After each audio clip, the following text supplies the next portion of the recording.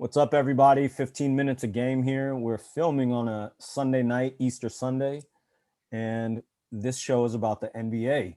We got a lot of fun topics to talk about, starting with everybody's favorite, nobody's favorite, Mr. Kevin Durant, fined 50,000. This arbitrary $50,000 fine for offensive and derogatory language when Michael Rappaport put him on blast and exposed all their DMs like an ex-girlfriend. Javon, what's your take? I know you used to love KD.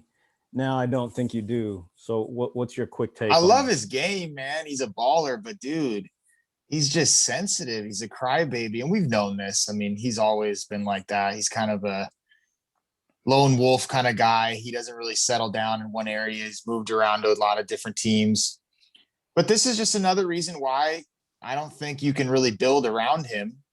And I know Rappaport's kind of a loudmouth and all that. He's definitely one to be a shit talker. But you just, as an NBA player, you just don't do that. You got to know everything on the internet can be screenshotted, posted, disseminated in every different direction. So, I feel like for KD, man, you just got to have a little bit thicker skin.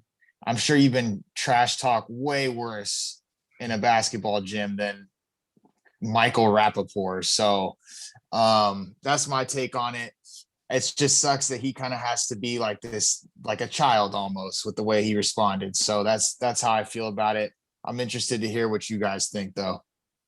What do you think, Julian? First of all, I like to give Javon credit for bringing this to our attention that day. Because I was on it, went on Twitter and was like, what's going on? But I feel like both of the guys are very playish and funny guys. And just Michael Rappaport repping New York to the fullest. I kind of feel like him and KD were kind of joking in a sense because Michael Rappaport said he didn't think it would get to this point, but obviously, like with the messages KD is given to Michael Rappaport, you're gonna think it's serious and the threats. But if they're friends, that's great, because that's how friends talk. But it was just what Steve said. It's like an ex-girlfriend giving all that information out and just putting him on blast. Also, if you're friends, why don't you just text each other? I mean, I guess it can still go out, but why are they DMing? It's just like grown men. I'm not on anybody's side. Grown men DMing, shit talking, grown famous men. It's really embarrassing, man. Like, grow up. They both have a lot of money. Just like, don't you have anything better to do? And then NBA. And then KD apologized. Of course. But you know why he apologized? Just like everybody else. Just like the cornerback who he just used an Asian racial slur on Twitter and deleted it, I think this evening. They apologize because they get caught. Right? Yeah. He didn't apologize to Rappaport until Rappaport exposed him, that's so lame too. And then the NBA has this, $50K fine again. So I guess that's a norm, right? If you talk shit, racist, homophobic, $50K. What is that to them? It's nothing. All right, we spent too much time on that. Yeah. Quick touch, Final Four, women's game. What a great Final Four. Stanford beat Arizona tonight, this all Pac-12 championship game. Another almost buzzer beater, but Arizona could not convert.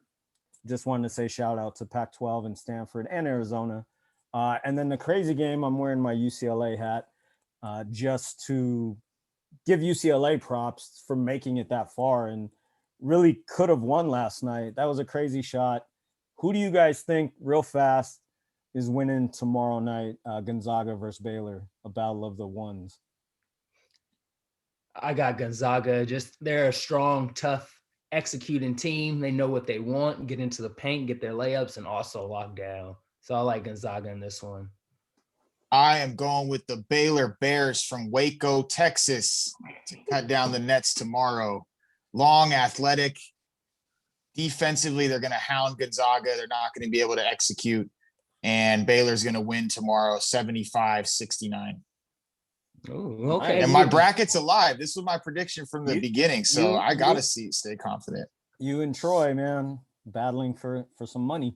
Yeah, shout out to Troy. So Thanks for putting that bracket together, bro. I'm not gonna pick just because I'm not picking between you guys who's gonna win. But so yeah, we'll see. I just hope for a good game. Zach's by 7 since we're giving scores 78-71 real quick. All right. How about this? 80-85, but I don't know who's gonna win. Okay. So that's quick on the NCAA tournament stuff. Real fast, we got about 9.5 minutes left. Andre Drummond, Lakers. Quick take, few minutes. He's already injured. How do you feel about him and just the Lakers in general in a couple minutes, Julian? I blame the Cavs. You brought it up a month ago when they were shopping him around. I honestly blame the Cavs for it just because he's not able to get his body in game shape. Practice, yeah, he could get bumped and do his little hooks and work on his moves, but the game is different. So I blame Cleveland Cavaliers for that, just for getting that man, letting him fizzle down, basically. Not out of shape, but fizzle down. You see messed up his toe. But looking forward to Drummond till he returns with our big three and the full team. It was his toenail, and I'm telling you, that shit's happened to me like 3 times playing basketball. It hurts. He said it ripped off. Javon, are you nervous at all about the Lakers? Right now, Denver's actually down by 1 to Orlando. So technically, if Orlando loses and the Nuggets win, the Lakers will fall to the 5 seed. And I think I said 2 weeks ago that I'm worried about them falling all the way down to the 6 seed. They're only a half a game ahead of Portland right now, who's in the 6th spot. But let them fall to the play-in game, man. I mean, who wouldn't want to see that? TV ratings would be insane. I guess maybe you're not nervous then. It's all on the health. If we're fully healthy, I'm not really that concerned. So if we get healthy, I feel like we're gonna make it to the finals, and if not, we won't. It's that simple to me.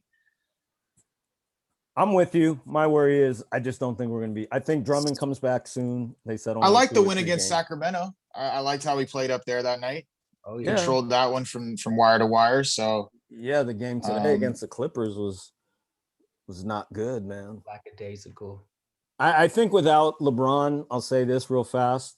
Without LeBron and AD, if they're not together, there's no. You guys, all the Laker apologists can say whatever they want. If those guys aren't healthy for the entire playoff run, they're not repeating. That's my take, man. And my worry is Anthony Davis. Mm-hmm. Yeah, he's missed so many games. He misses so many games. He missed so many games. They knew that when they re-signed him, when they traded for him. He missed so many games as a Pelican, and so he's my biggest worry, man. Yeah, one thing I loved as a Laker fan was seeing Jeannie Buss come out and be like, "Bring it on, Brooklyn." So I hope she knows something that I don't, and the team's going to be healthy for the playoffs. But yeah, I'm with you. We need both of them for sure. We will see. We will see. Sticking with the playoff topic. I wanted to get your guys' take on who a sleeper team would be that you think could actually win it all. So, not the Nets, not even the Lakers, because we're talking about if they're healthy, they got the best shot of repeating and taking the West. So, Julian, who would you take? Who's your sleeper team?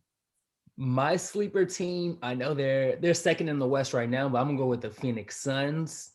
Just with the acquisition with Chris Paul, they won when they went to the bubble. They went 7-8-0. Barely missed the playoffs last season. So obviously seeing Chris Paul being able to get them over that hump and having that veteran leadership to get them to win them playoff games, even though he hasn't gotten to the finals, he knows what it takes. Western Conference Finals maybe for Phoenix. Yeah, possibly. Hey man, they stay at that 2 seed, they got a good shot. Yeah, exactly. If Utah slips up somehow. Who do you have, Javon? I was gonna go with like a Memphis Grizzlies or Dallas Mavericks. So those would be one of my 2 teams. But I don't see Dallas as a sleeper because they have Luka Doncic. I mean, he's a superstar. Yeah, but they're a 7 seed. Yeah, but you're right. They're not. Right now they'd play Phoenix in the first round. So yeah, that's a fair sleeper pick. I like Memphis. They were in the playing game last year. Maybe they win it this year and give Utah a little bit of maybe a 6 or 7 game series. Who knows? Yeah, you never know. Not likely, but you got Golden State fighting to make the playoffs too. Exactly. My sleeper is Portland. Like I just said a minute ago, they're the 6th seed. I think when they lose every year, everybody has high expectations for them. But Dame always does some type of March Madness stuff in May, in the playoffs in May and June, taking out just all these all-stars each season. When their starting lineup's healthy, Dame, CJ, Nurkic, they got Powell, who I think one of you guys said last week was, a great pickup for them. Covington, who hasn't had the best season, but he's still a baller. wet. And then Yes, he is. yeah, and you got Cancer, who can come in off the bench and get 20 freaking rebounds. So if Portland can move up to a 5 or 4 seed somehow and, get an injured Lakers squad in the first round, maybe they make this crazy run. And I thought they'd be a good sleeper, but I like everybody's picks. Memphis is kind of strange. I like Dallas a little more than that, but yeah.